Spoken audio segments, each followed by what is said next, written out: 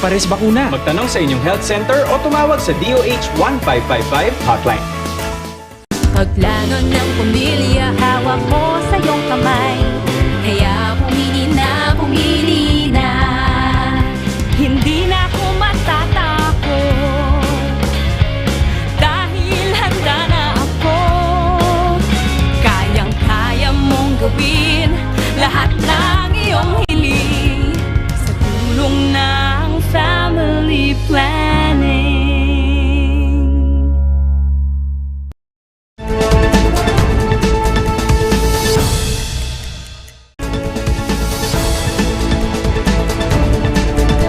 Narito na ang mga nagpabagang balita.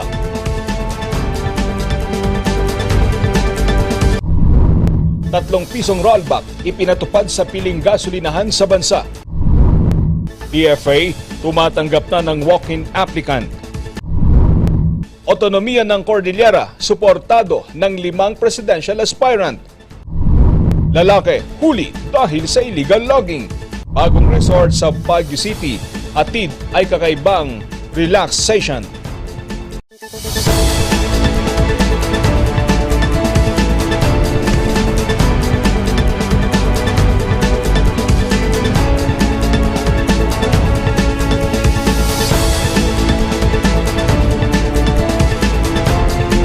Mula sa Highland TV News Center Baguio, ito ang Zone Headlines. Naimbag ng Balem Amyanan Luzon, hatid namin ang mga may init na balita. Sa kabila ng pagtaas ng presyo ng diesel at gasolina, nagpatupad ng rollback ang isang kumpanya. Magbabalita, Charles Limon.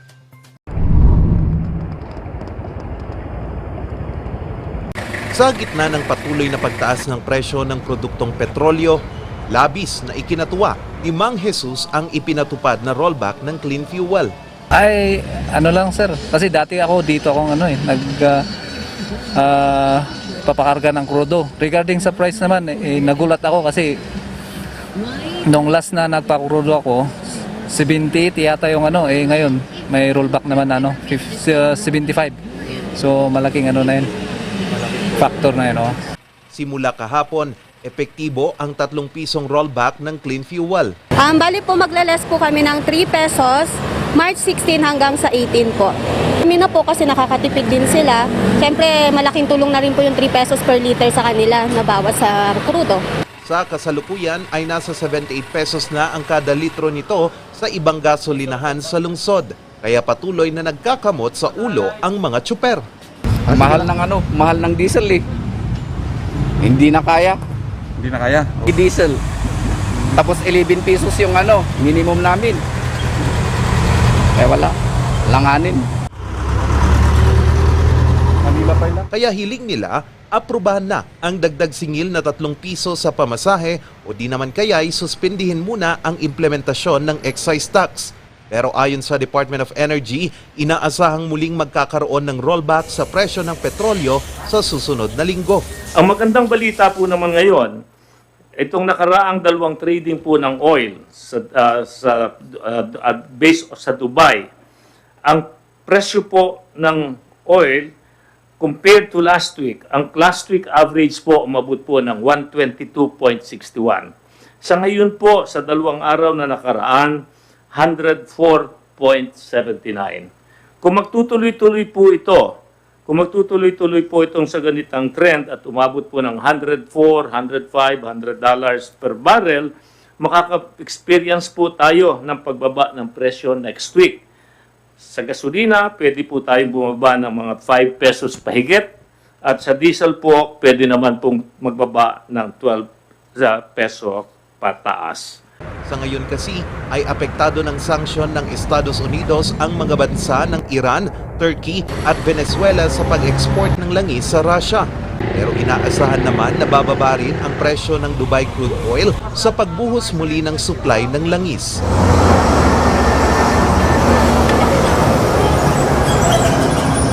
Charles Nicolimon para sa Luzon Headlines.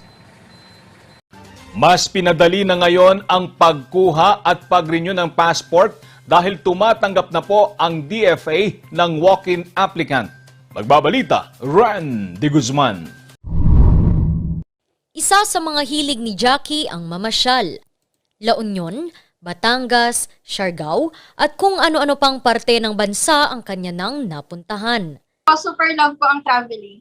Kasi sa pagta-travel, nakakamit ako ng mga iba't ibang tao na may iba't ibang hinagisnan, ganon. Parang mas may natututunan ako sa bawat namimit kong mga taong sa pagta-travel. Kaya naman ang next stop niya, ibang bansa naman. Kaya lang, expired na ang passport. Ang process ngayon sa DFA is online appointment. Naghahanap ako ng slot since November pa. Until now, halos everyday ko naman chine-check, nagre-refresh. Until now, wala akong makuhang slot. Talagang sobrang limited. Tapos, full na agad. Pati ang kanyang amang senior citizen na nagbabalak bisitahin ang asawa sa London, hirap ding makakuha ng passport. Kaya naman masayang-masaya siya dahil simula noong Lunes, tumatanggap na ang Department of Foreign Affairs ng walk-in applicant para sa katulad ng kanyang ama. Base sa FB page ng DFA, may courtesy lanes na pwedeng pilahan ng mga kwalipikado gaya ng mga senior citizens, mga buntis, solo parents, PWDs, minor de edad kasama ang magulang o guardian, OFWs at seafarers. Mas madadalian nga siya. Tapos, hindi na sila maghihintay. Alam niyo naman pag senior citizen, marami nang dinadamdam. Hindi na sila pipila ng mahaba, ganyan. Kailangan lamang dalhin ng mga nagbabalak mag-walk-in ang original at photocopy ng kanilang PSA birth certificate, valid ID at vaccination card at ilan pang mga requirements. Ang unang 300 kada araw lamang ang pwedeng mabigyan ng serbisyo. Ren de Guzman para sa Luzon Headlines.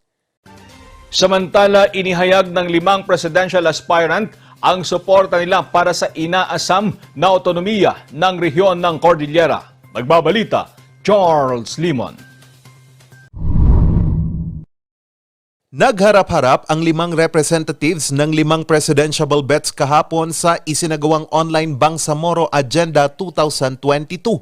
Isa sa mga naitanong sa kanila ay kung dapat bang pagbigyan ang otonomiya ng Cordillera kagaya ng nangyari sa Bangsamoro. Ayon kay dating Ifugao Congressman Teddy Bagilat ng Team Lenny, suportado ito ng Vice-Presidente.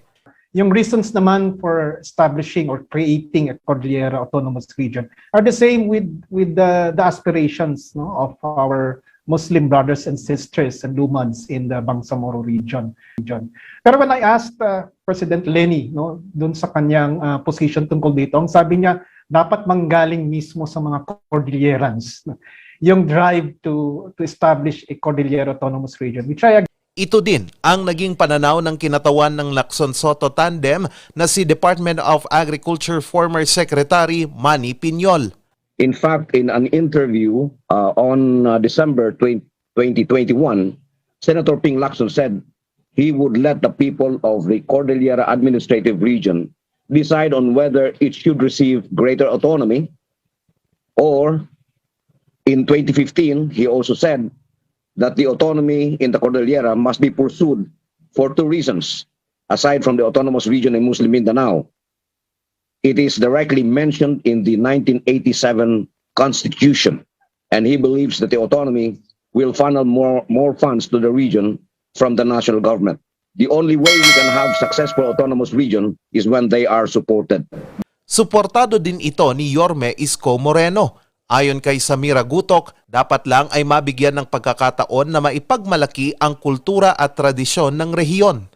Si Isko Moreno was a peace panelist member, so the core of his understanding of autonomy is deeply appreciated by him, na kailangan po mutual process na kilalanin. Kaya yung Cordillera, napaka-importante sa kanila na dalhin natin sila as part of our Bangsamoro experience na rin and commitment.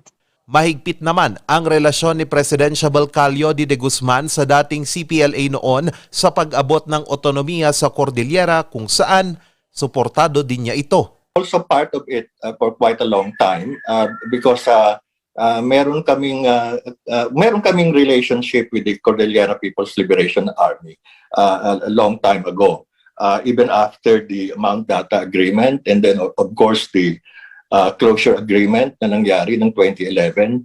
Sa Team Pacquiao naman, suportado nila ito. Kami ni Senator Manny Pacquiao, alam namin na destinasyon yun. There are some steps that you need to take before you reach your destination. So local autonomy, autonomous regions, and federalism. So definitely supportado po namin itong idea ng Cordillera Autonomous Region. In fact, ako po mismo ay nag-file ng 2 bills in 2012 and 2018.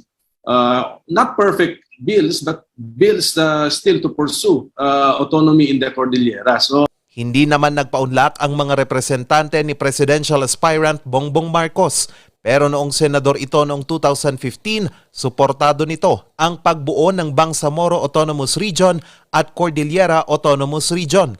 Ayon kay Attorney Mauricio Domogan na isa sa mga nagsulong sa otonomiya ng Cordillera, dapat sana ay suportado din nila ang probisyon ukol dito. Importante unay, sa oreman suportado da, no dagay provisions ti autonomy, ang manan nga mayan natok iti talaga nga kaya tayo iso nga sana suportado da mo kadagiti da provisions atid ken adun tinagnan tayo dijay dita adyan di ay drop tayo nga wa kumain. I hope nga if they will support us, they will support also the substance of the draft.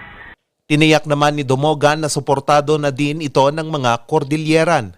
I think the situation tata, I am confident na more than the majority are really clamoring for autonomy.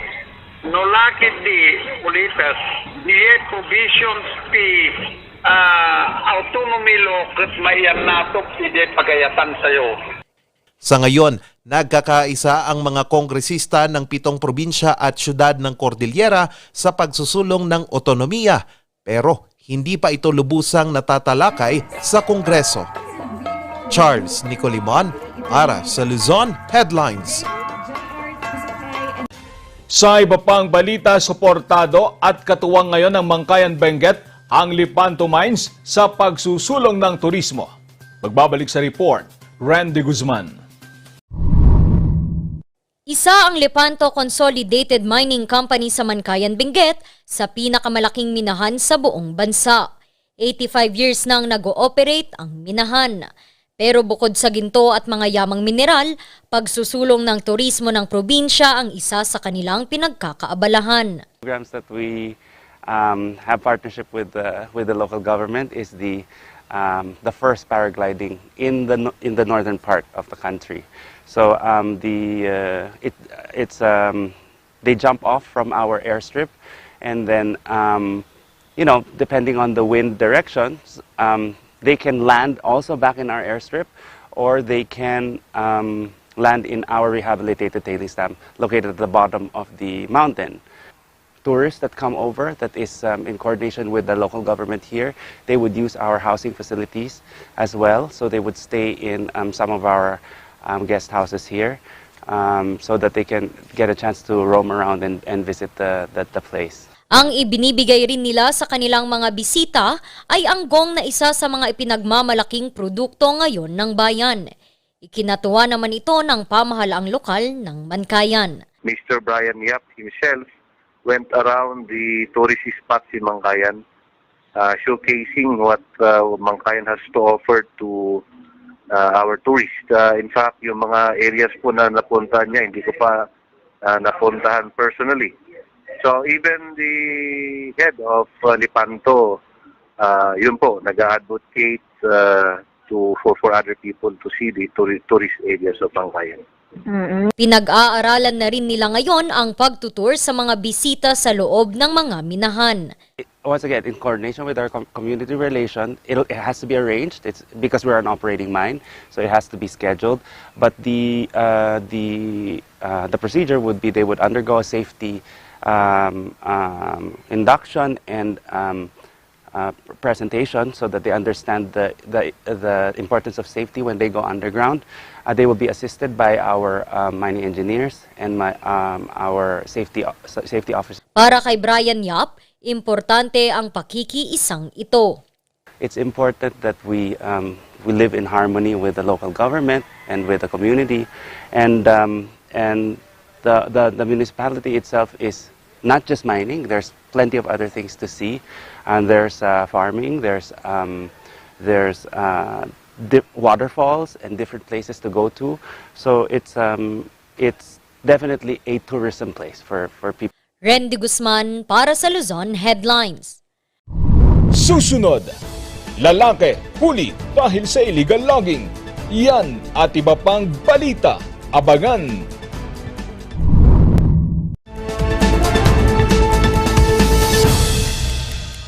The renewable energy resource of the Philippines. Si Mig Subiri ang nag-akda ng Renewable Energy Act na nagpasok ng 1 trilyong pisong pondo na nagbigay ng trabaho sa halos 3 milyong Pilipino, nagdala ng liwanag sa milyong-milyong tahanan at nagpaunlad sa libu-libong komunidad sa Pilipinas. Pangako sa inyo mga kababayan, sa tulong ninyo, itutuloy natin ang pagsulong ng mga batas tulad nito.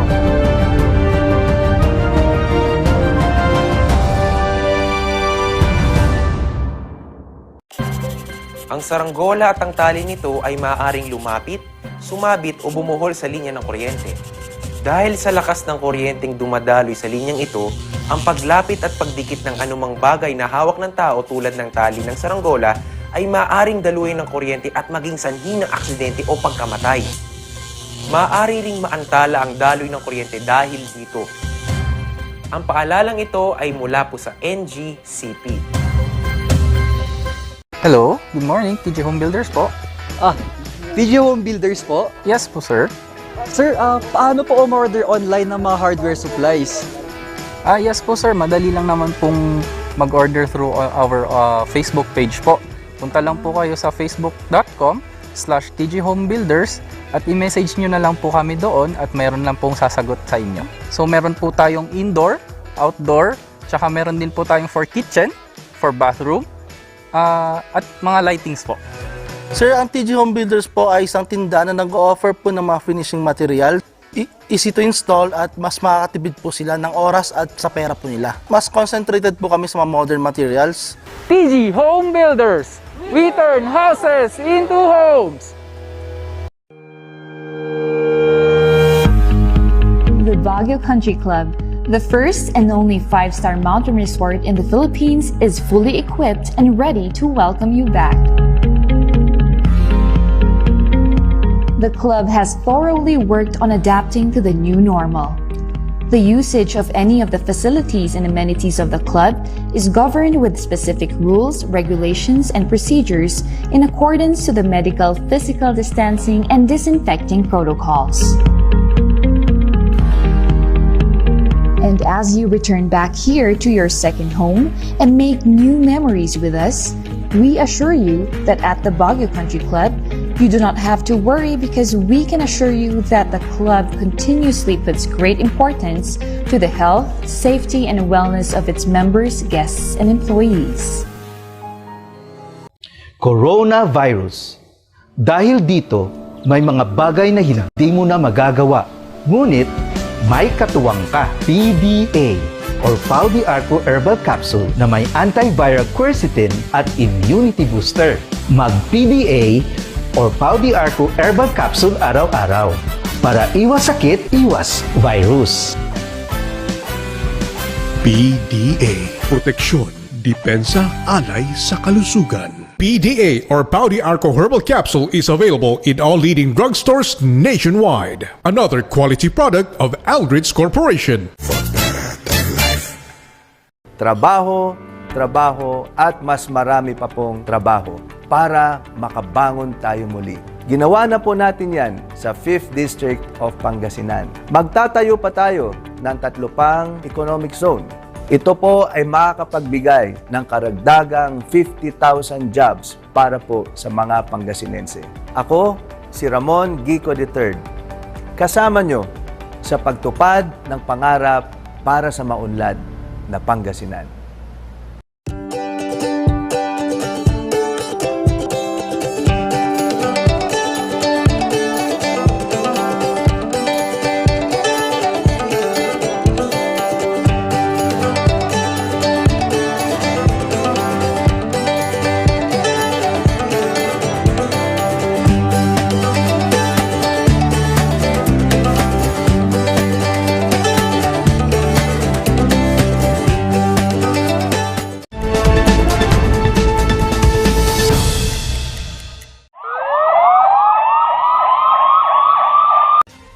Sa police report, arestado ang 2 lalaki sa Kalinga dahil sa illegal logging. Magbabalita, Charles Limon.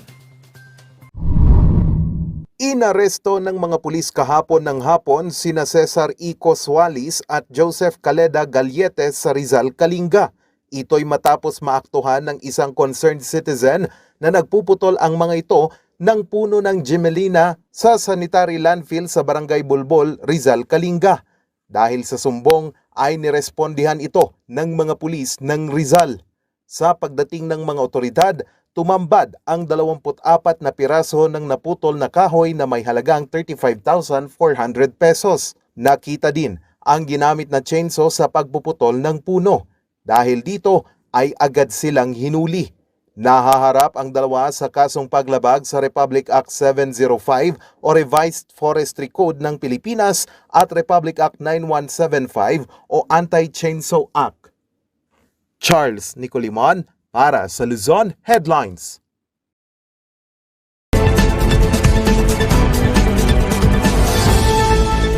Gaano mo katagal hintayin ang pag-prosecute ng violations of anti-women? Ito yung tinatawag nating VAUSI under Republic Act 9262. Okay? So, dalawa po ang prescriptive period ng VAUSI. Ang sinasabi ng ating batas pag economic or physical violence, it should be filed within 20 years from the commission of the crime. So, ibig sabihin, pag binugbog ka, ngayon, 2022, you have until 20 years or 2042 para i-prosecute ang iyong asawa or common law husband. If it involves psychological violence, ang prescriptive period nito ay 10 years lamang. No? Yung physical or emotional violence is provided for under Section 5 ng batas na yan. And among others, ang physical violence includes physical harm to the woman or their child. Of course, pag sinapok mo, pag pinitik mo ang ilong, pag pinalo mo yung bata, this is violence against women. If you threaten a woman or a child for physical harm, or you attempt to cause physical harm to the woman or the child, okay? Pag tinakot mo, hindi mo kailangan dapuan ng suntok, kaya lang tinatakot mo na bubugbugin mo yung bata or yung babae, that is also violence against women. Another form of violence is compelling the woman or the child to become a prostitute or to engage in trafficking or slavery for that matter. Pinipilit mo against their will to do these things, ito ay considered as physical violence. Ano naman ang psychological violence na tinatawag? If you deprive a woman or the child of financial support, no, legally due her, no, for her family, or you do not give sufficient support, kulang na suporta, so pwede kang ihabla ng violence against women. Ito naman, hindi mo siya sinasaktan physically, but what you are doing is you are depriving her of sustenance, you're depriving her of the education of the minor child, you are depriving her of support, in other words. And this is also covered by violence against women. Pwede ring violence against women, itong emotional na sinasabi nating violence against women, pwedeng stalking, no? Or following a child in public places. Doon ba sa Facebook? Diba? Marami tayong kuminsan curious, kuminsan interesado. As long as it does not amount to stalking. You know? Titignan mo kung anong profile, tinitignan mo anong picture, tinitignan mo anong ginagawa, tinitignan mo ang background. Will that be considered as stalking?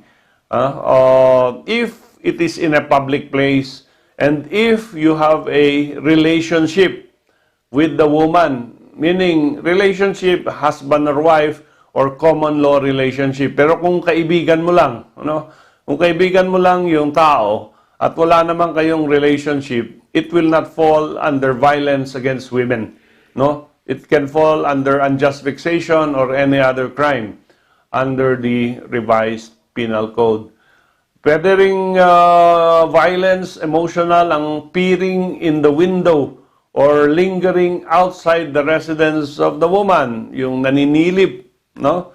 Or nag-i-standby ka sa labas ng bahay ng babae or ng child, no? Entering or remaining in the dwelling of the woman without their consent, no? Destroying, of course, property, personal belongings, or inflicting harms to animals, no, or pets of the woman. So, pag yung sinipa, yung aso ng ka-live-in partner mo, that will still be considered as violation of the VAUSI law.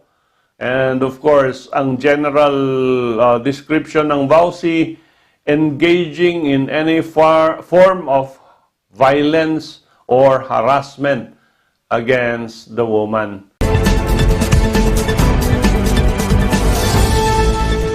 Ang bahaging ito ay hatid sa inyo ng Pines Estate and Gaming Corporation.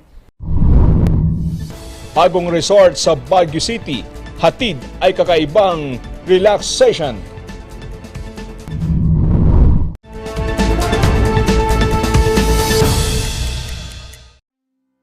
Salamat kay Senator Migs dahil natulungan niya ang aming negosyo ngayong pandemic dahil sa Bayanihan Act. Salamat Senator Migs. Hulog ka ng langit sa industriya namin. Sa lahat kaming magsasaka ng tubo sa buong Pilipinas. Salamat kay Senator Migs at itinaguyod niya ang karapatan ng aming kooperatiba. Salamat Senator Migs sa pagbigay ng malakas na ngipin sa anti-hazing law. Tuloy-tuloy lang po ang serbisyo ng inyong trabahador sa Senado. Sa milk ng batang 90s, tara't atin lang i-try. Ang batang 90s milk tea, di ka magsisisi, promise. Sa milk ng batang 90s. Mazar Music offers a complete line of musical instruments.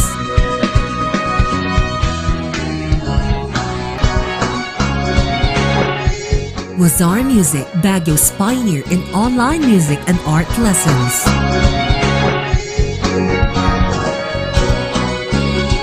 Mazar Music, bringing music closer to your hearts.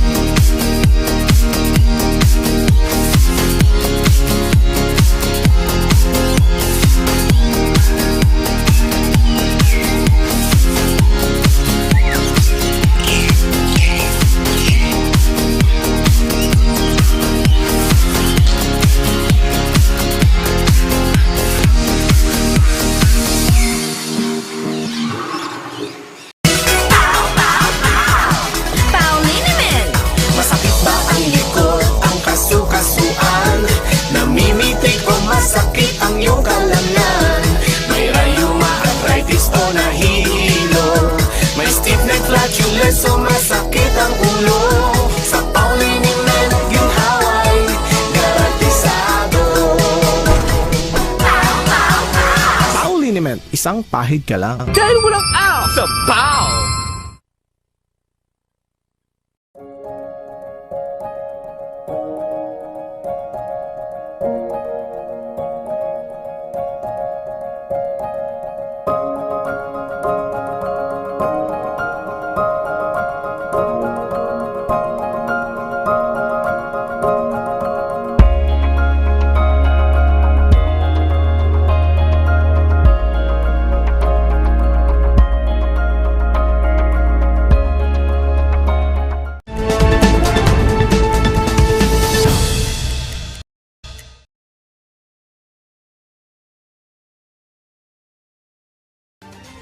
Tiyak na mapapawi ang pagod sa isang resort sa Baguio City. Kung bakit, alamin sa kwento ni Randy Guzman.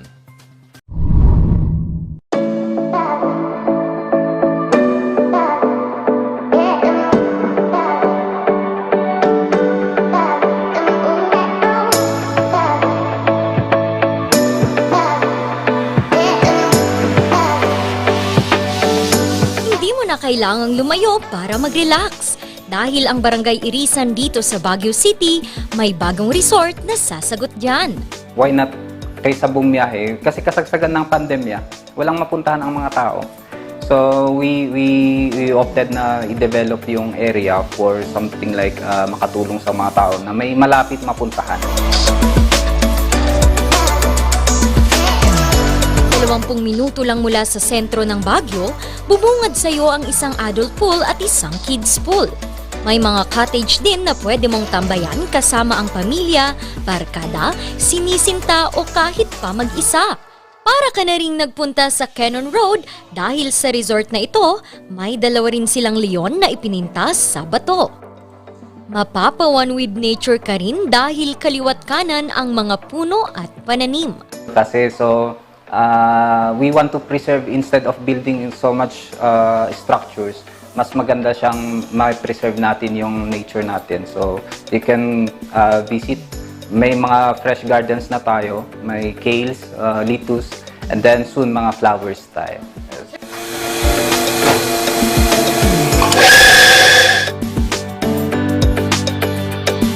At kung mauhaw man, pwedeng-pwede kang umorder sa kanilang coffee shop na ang sinuserve 100% pure local coffee. Ang kanilang bestseller ay mocha latte. Pero hindi lang daw yan ang pwede mong ma-enjoy sa resort na ito. You can do whatever you want to do, like campfire, pwede din. Sa gabi, pwede din chili hangout area siya. May mga parke rin sa resort na pwedeng pagdausan ng mga events gaya na lamang ng katatapos lamang na garden wedding ng mag-asawang Josh at Edge. And it's far from town. Has a good view, kasi ang ganda ng view dito, especially sunset. So, we wanted our guests to experience rin yung beauty ng lugar na to. So, we chose this place for them to appreciate Baguio all the more. Fresh yung air, away from mga sasakyan na maingay, ganyan. So, it feels, it feels cozy and solemn. Yeah, solemn. Ganun. Kung mas gusto mo namang matanggal ang mga lamig at pagod sa iyong katawan, swak na swak ang kanilang sauna at full body massage. At kung mawili sa relaxation na hatid ng Skyline Resort at maisipang dito na rin magpalipas ng gabi, pwede ka ring mamili sa kanilang iba't ibang kwarto. Bukas ang kanilang resort sa mga nais bumisita, basta't siguraduhin lang daw na bakunado para protektado. Randy Guzman para sa Luzon Headlines. At yan ang mga balitang nakalap ngayong araw. Maraming salamat at muli, magandang gabi po sa ating lahat.